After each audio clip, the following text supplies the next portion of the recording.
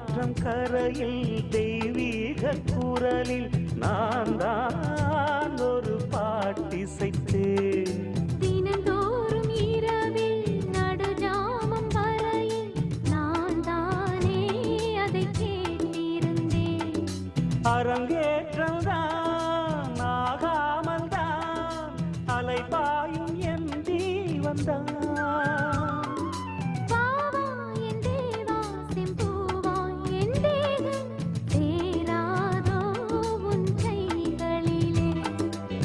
குருவாயூரப்போ குருவாயூரப்பா, நான் கொண்ட காதலுக்கு நீதானே சாட்சி.